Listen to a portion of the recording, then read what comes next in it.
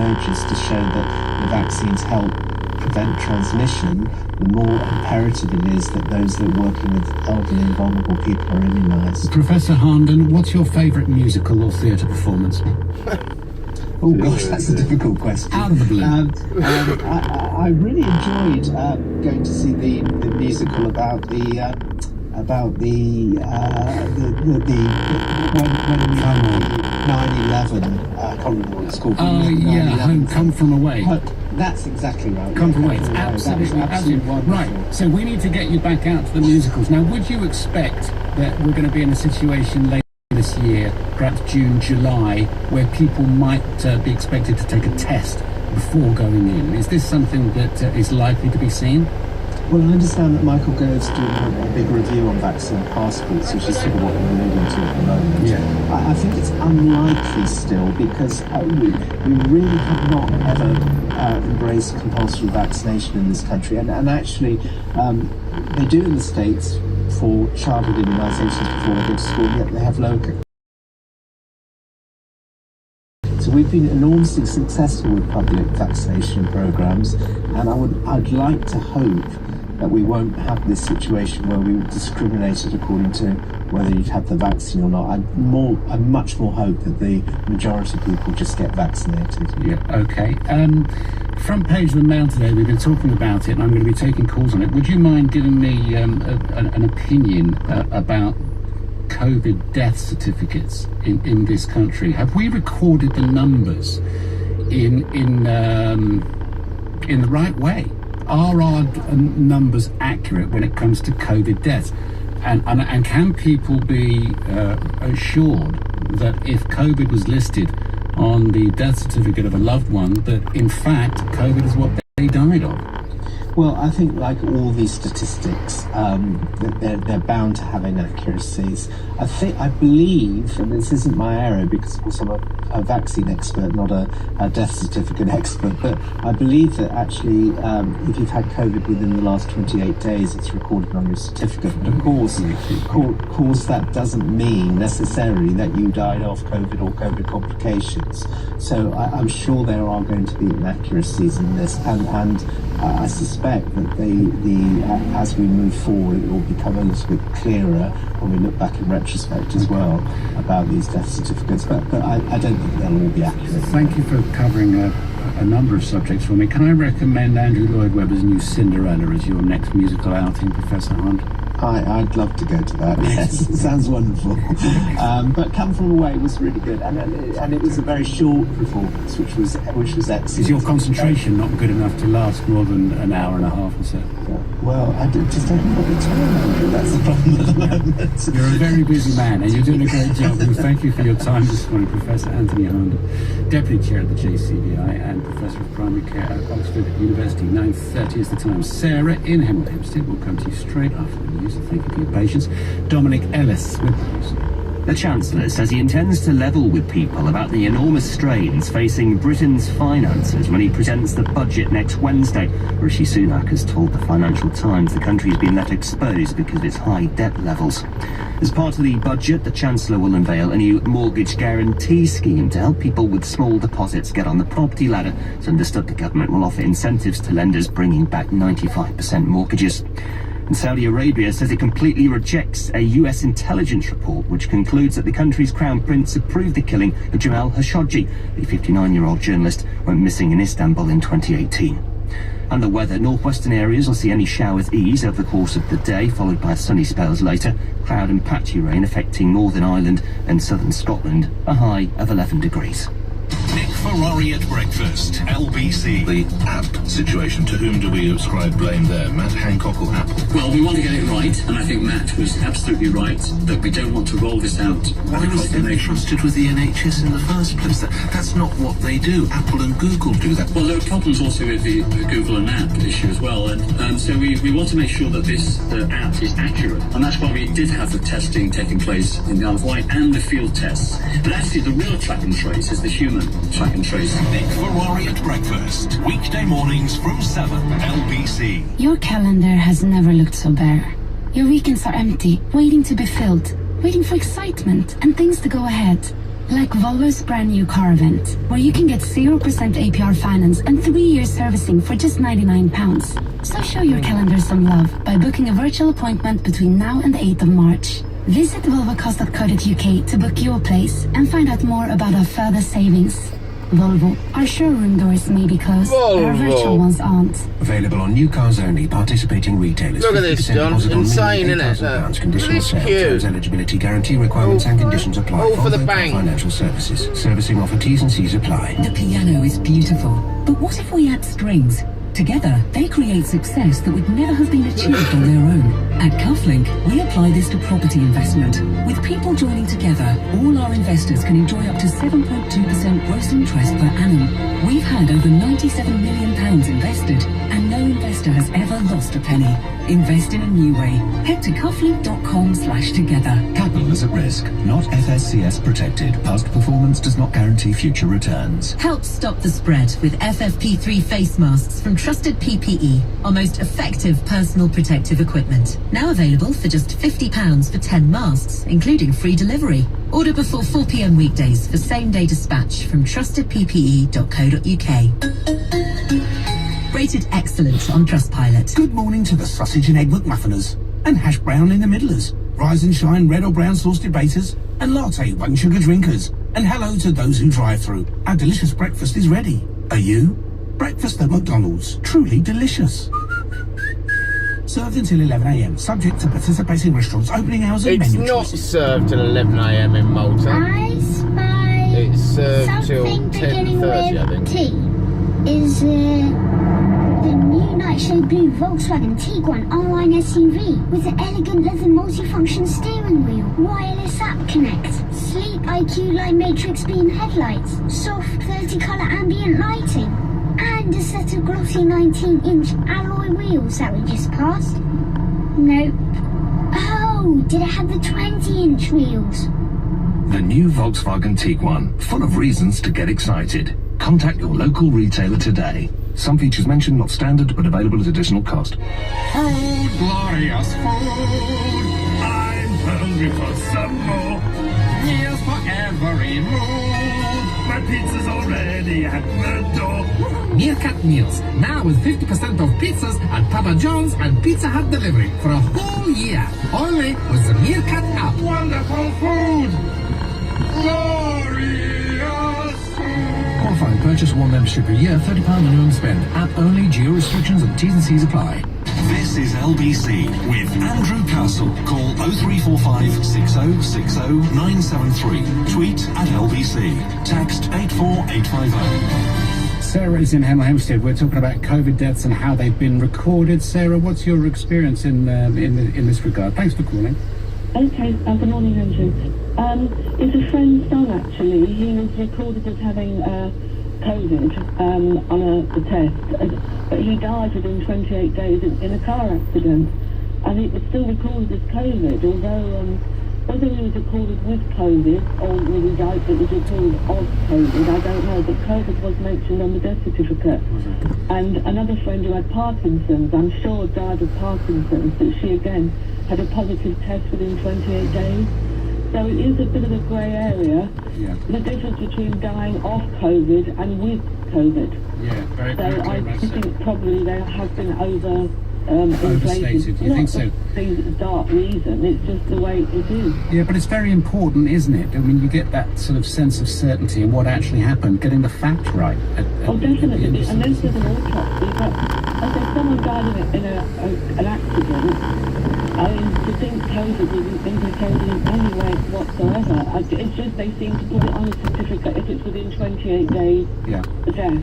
Yeah, got you. And so if other countries don't do that, our country will look worse. Well, I'm sure that will all come out when the same set of criteria are judged across different countries. I'm sure when the inquiry will certainly deal with all that. But we certainly seem to appear at the top of all the lists in terms of hospitalizations and deaths. Sarah, thank you very much indeed, and I'm sorry for your friend's loss. 9:37 is the time. The Mayor of Greater, we've got the budget coming up on Wednesday, so we're obviously going to talk about that a bit today and tomorrow. Mayor of Greater Manchester, Andy Burnham, Liverpool City Region Mayor Steve Rotherham, TUC General Secretary Francis O'Grady are going to hold an online press conference by Zoom, organised by the Labour Party to set out expectations from Chancellor Rishi Sunak's budget next Wednesday. So I'll be hoping to speak to Andy Burnham about that. And what he wants to see and hear from Rishi Sunak and what's important to the people of Manchester and beyond. But I think he may have dropped off the line. We'll get Mayor Andy Burnham back in just a second. Meantime, let's speak to Christine on these COVID deaths. Hi, Christine. Oh, hello. Good morning, Andrew. So my family and I had a direct, definitive experience of our father dying of completely un-COVID symptoms, and his death was recorded as a COVID death, and I took the matter to the coroner's office, and we had the medical. So when someone dies, you're given a medical certificate of the cause of death, and you use that to register the death. So when we were given this medical certificate of cause of death, and it said COVID and pneumonia, we knew it wasn't. So I'm one of 3 siblings, and I'm the medical person in the family. I work in healthcare. Our father was nearly 100 when he died last May. He had chronic renal failure, and on top of that, his kidneys were packing up. So for the last 4 months of his life, he was in and out of hospital. When he was in hospital, I was phoning the doctors every day. I kept a log of everything, all his blood results, what was happening with his kidneys, everything else. When he was at home, he lived in his own house with a living carer who was also from a medical family, and we kept tracks on every aspect of his health. So at his penultimate hospital stay, he went in with another acute kidney infection. We got a call one day from one of the nurses saying, oh, your father's tested positive for COVID, so he was put on a COVID ward. He developed no symptoms. Eventually his kidney status improved, and they released him to go home. So he went back to his carer, who thankfully was quite happy to take him. He had no COVID symptoms whatsoever. Within 3 weeks, he was taken back into hospital because he had another acute incident. He was put on a COVID ward, and within a day or 2, he was tested, and he was negative. He was negative of COVID, and they put him on a non-COVID ward. His kidney function went downhill, and we managed to get him home for the last few days of his life so that he could die at home. And the night before he died, he was under the care of the hospice, monitoring him to ensure he had all of the end-of-life medication in place, morphine and so forth. So the doctor looking after him said he does not need anything for his lungs. We were all worried in case he had any respiratory. His lungs are clear, nothing wrong with them. Everything was fine except for his kidneys. So he died. And when the GP issued the medical certificate of cause of death, it said renal failure, COVID and pneumonia. And what did you say to that? I emailed the GP. It wasn't the first time I'd been in contact with the GP. The GP had been great when our father was alive. He'd looked after him wonderfully. But when we saw this, me and my siblings, we were furious. It was an untruth. And when you lose somebody, it's that the last details recorded about their existence are a lie. You don't want to go with it. Of course you don't. That's absolutely. I've been criticised for calling this, or potentially describing this as a scandal. And listen, it's only because I've read that. But no, you're up. That's a very, very central point, Christine. Because after you say goodbye to somebody, the facts are vital. And I appreciate you telling your story. And I'm very, very sorry for your loss, Christine. Thank you. I want to return to Mayor Andy Burnham now. We were just about to talk to you, Andy, and then the line. The technology failed us again. How are you? I'm okay, Andrew. Just been out running, so not a bad start. All right, good. Yeah, feeling good man. Vindicated. I was up in your part of the world last week, locked away in Salford Keys, apart from when I was on my bike. So I went round Eccles and all round the place on my bicycle. It's just beautiful. Absolutely loved it. I don't know where you were. Great. All within the rules, I hope, Andrew. Absolutely. No, that's exactly right. Believe me, mate, that was exercising. Now, listen, what about, your advice and guidance with Steve Rotherham and Francis O'Grady? You're holding this online press conference ahead of the budget on Wednesday. What's going to be the central thrust of what you want? The central message, Andrew, is fix self-isolation support. It's a message we've been saying all the way through the pandemic. Help people on low pay self-isolate if they're asked to do so. And if the government fails to do this, Andrew, it's the biggest risk to the roadmap going forward that the Prime Minister set out, which actually I agree with. But there's a hole in our defences here. 20,000 people every day are contacted by Test and Trace. They are asked to isolate, and they say they can't because they haven't got the money to do it, or they fear losing their job. It's pretty basic, really, at the end of the day, Andrew. In my part of the world, I reckon at least 1,000 people every day are going into workplaces with the virus, and we warn the government about it. They try to do something, but it's not working. They need to fix it. Well, the other way to look at it is that those people are doing something which is immoral, because they're threatening other people. I mean, I think we all understand the motivation. If you've got to put food on the table, that's the way it is. But are you saying that people are so desperate that you kind of understand why they're doing what they're doing? I know you're not approving of it. It's just they're in an impossible position. If you are being said to you, take time off work, and you know you fear losing your job, what do? And if you've got kids and you've got rent, what do? And what we've seen actually, and the TUC have revealed this, the scheme the government set up to give people payments to help them self-isolate, it is massively oversubscribed, and the vast majority of applications are being turned down. So the need is very real, but the scheme the government has created doesn't meet the need, and hence we have people left, they would say, Andrew, with no choice but to go into work. Right, so that's one thing. What else are we looking at? I mean, pretty much universally, people are saying don't increase the tax burden, be it on people, corporations, or whatever. Although corporation tax looks like it's going to go up. Do you approve of that? Is that the right time to be smacking companies and organisations who employ people at a time of a pandemic? What is your thrust on that?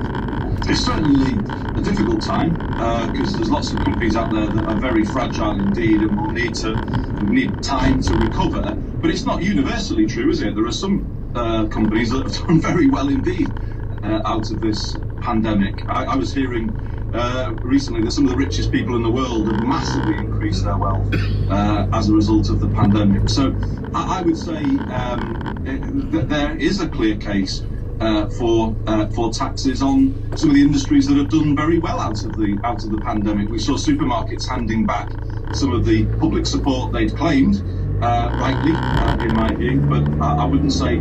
I think maybe not right now, but there's absolutely a case for increasing corporation tax as we recover from the pandemic. Yeah, and it does seem that Keir Starmer and Boris Johnson and Rishi Sunak, everyone seems to be quite aligned at the moment. Would you approve of Sir Keir Starmer and his support, seemingly, of most of the measures, or would you like there to be perhaps a more distinct approach from the Labour Party now, as opposed to the Tories?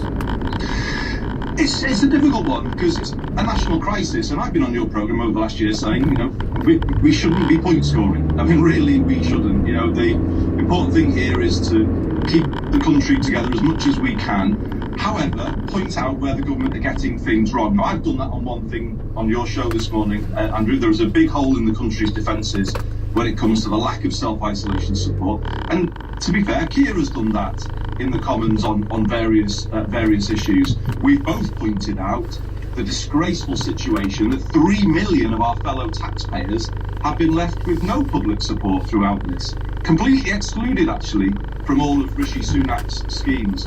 And in the northwest of England, that has led to a 6-fold rise in... There we go, young man. That's what we heard last weekend. So